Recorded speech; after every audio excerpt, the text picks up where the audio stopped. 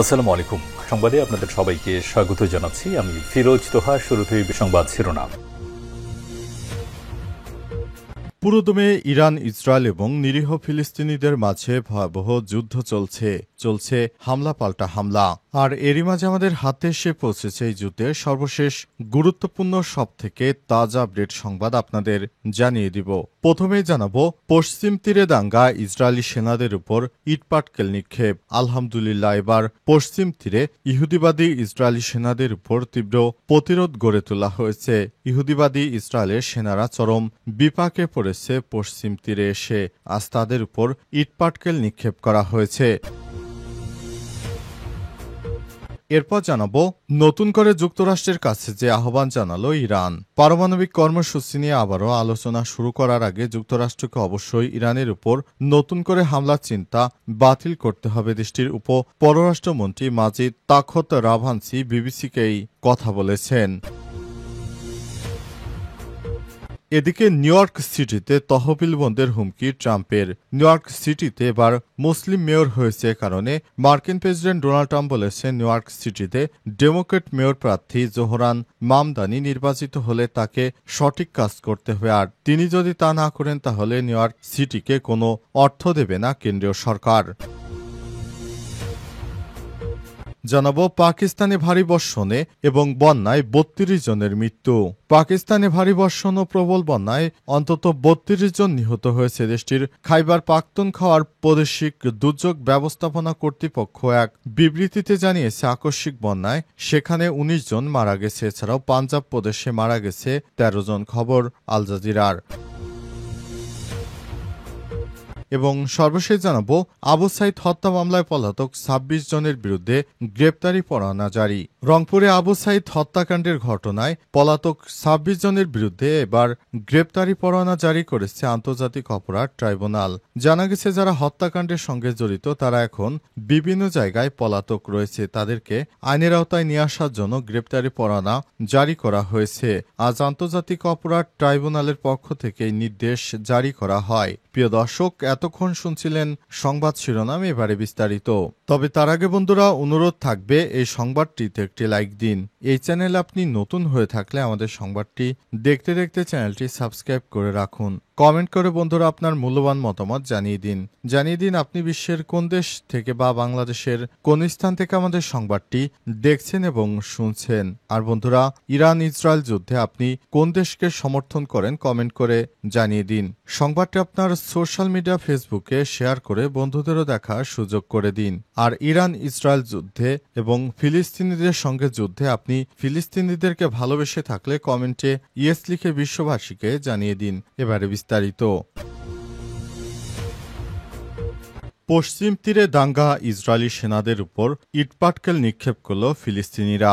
ইসরায়েলের অধিকৃত পশ্চিম তীরে বিনায়ামিন রিজনাল ব্রিগেড সামরিক ঘাঁটির বাইরে একাধিক উগ্রপন্থী ইহুদিকে সহিংস বিক্ষোভ করতে দেখা গেছে। সময় তাদের উপর ফিলিস্তিনিরা ইটপাটকেল নিক্ষেপ করতে থাকে, যাতে লেখা ছিল বাহিনীর কমান্ডার একজন বিশ্বাসঘাতক। বাহিনীর কমান্ডার বলতে অঞ্চলে রিজার্ভ ইউনিটের প্রধানকে বোঝানো হয়েছে, যার উপর আজ বসতি স্থাপনকারীরা ও হামলা চালিয়েছে। খবর দ্য টাইমস অফ ইসরায়েলের হিব্রু সংবাদ মাধ্যমের বরাত দিয়ে একটি সামরিক সূত্র জানিয়েছে, বসতি স্থাপনকারীদের কয়েকজন জোর করে ঘাঁটিতে প্রবেশের চেষ্টা করে এবং সেনাবাহিনীর সদস্যদের উপর ইটপাটকেল ছুড়ে মারা সহ স্প্রে করে। এই ঘটনার পর ইসরায়েলি সেনাবাহিনী ক্ষতিকর দিক এড়াতে পাল্টা পদক্ষেপ নেয়ার ঘোষণা দিয়েছেন। ইসরায়েলের প্রতিরক্ষা বাহিনী এক বিবৃতিতে এই সামরিক ঘাঁটির বাইরে দাঙ্গার কথা নিশ্চিত করেছেন। এছাড়াও নিরাপত্তা বাহিনীর উপর হামলার পাশাপাশি তাদের যানবাহনও ভাঙচুরের কথা জানানো হয়েছে। বিবৃতিতে আরও বলা হয়েছে, দাঙ্গাকারীদের ছত্রভঙ্গ করতে পুলিশ ও সেনাবাহিনী যথাযথ পদক্ষেপ নিয়েছে। এর কিছু বলা হয়নি। বিবৃতিতে বলা হয়েছে, কোনো ধরনের সহিংসতা এবং নিরাপত্তা বাহিনীর উপর হামলার নিন্দা জানায় ইসরায়েলের প্রতিরক্ষা বাহিনী ও পুলিশ। এছাড়াও নাগরিকদের সুরক্ষা এবং নিরাপত্তা বাহিনীর উপর যে কোনো ধরনের সহিংসতা প্রতিহত করতে সবসময় প্রস্তুত রয়েছে ইসরায়েলের সেনাবাহিনী এবং পুলিশ।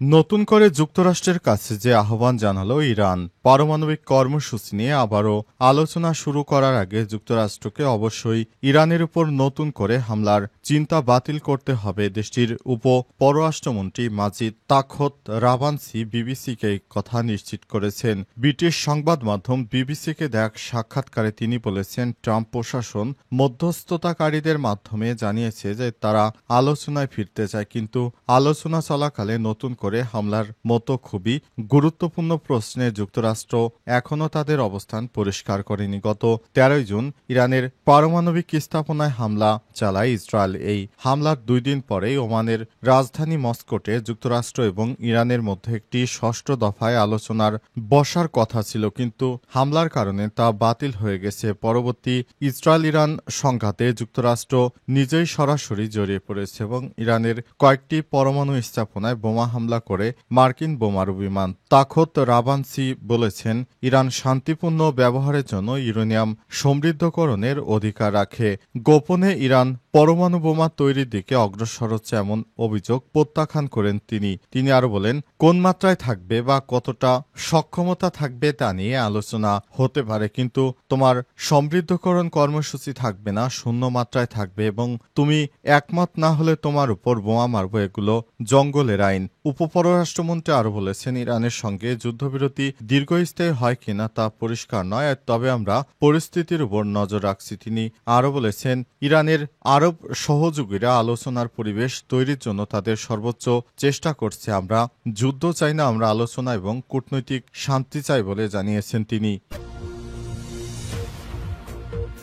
নিউ ইয়র্ক সিটিতে তহবিল বন্ধের হুমকি দিল ডোনাল্ড ট্রাম্প। মার্কিন প্রেসিডেন্ট ডোনাল্ড ট্রাম্প বলেছেন, নিউ ইয়র্ক সিটিতে ডেমোক্রেট মেয়র প্রার্থী জোহরান মামদানি নির্বাচিত হলে তাকে সঠিক কাজ করতে হবে, আর তিনি যদি তা না করেন তাহলে নিউ ইয়র্ক সিটিকে কোনো অর্থ দেবে না কেন্দ্রীয় সরকার। যুক্তরাষ্ট্রের স্থানীয় সময় আজ ফক্স নিউজকে দেয়া এক সাক্ষাৎকারে ট্রাম্প বলেছেন, নিউ ইয়র্ক সিটির মেয়র যেই হোক না কেন তাকে সঠিক আচরণ করতে হবে, নতুবা কেন্দ্রীয় সরকার সিটির প্রতি আর্থিকভাবে খুব কঠোর হবে। ট্রাম্প এর আগে ডেমোক্রেটকে নেতৃত্বহীন শহর এবং রাজ্যগুলোর জন্য তহবিল কমানোর হুমকি দিয়েছিলেন, যাদের নীতির সঙ্গে তিনি একমত নন। এর আগে জোহরান মামদানি কমিউনিস্ট হিসেবে আখ্যা দেন ট্রাম্প। মামদানি নিউ ইয়র্ক সিটির ডেমোক্রেট মেয়র প্রাইমারিতে সাবেক গভর্নর অ্যান্ড্রু কুমারকে হারিয়ে বিজয়ী হয়েছেন। তবে মামদানি ট্রাম্পের এই বক্তব্য প্রত্যাখ্যান করেছেন। তিনি বলেন, আমি কমিউনিস্ট নই। নিজের অবস্থানে অটল থেকে তিনি বলেছেন, আমি মনে করি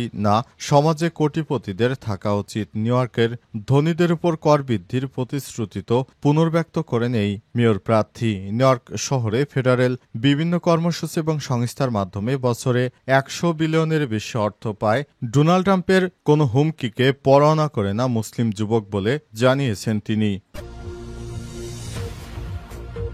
আবু সাইদ হত্যা মামলার আনুষ্ঠানিক অভিযোগ আমলে নিয়ে পলাতক বেগম রোকেয়া বিশ্ববিদ্যালয়ের সাবেক ভিসি হাসিবুর সহ 26 জনের বিরুদ্ধে গ্রেপ্তারি পরোয়ানা জারি করেছে আন্তর্জাতিক অপরাধ ট্রাইব্যুনাল। আজ দুপুরে আদেশ দেন আন্তর্জাতিক অপরাধ ট্রাইব্যুনাল 2। এর আগে সোমবার সকালে এই মামলার আনুষ্ঠানিক অভিযোগ ট্রাইব্যুনালে দাখিল করা হয়েছে।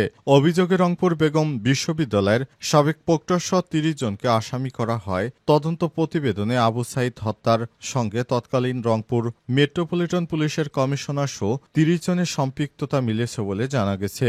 গত 24 জুন তদন্ত প্রতিবেদন ট্রাইব্যুনালের প্রসিকিউশনে জমা দিয়েছে তদন্ত সংস্থা। একই সঙ্গে আবু সাইদকে হত্যায় ব্যবহৃত অস্ত্র প্রসিকিউশনে জমা দেওয়া হয়েছে।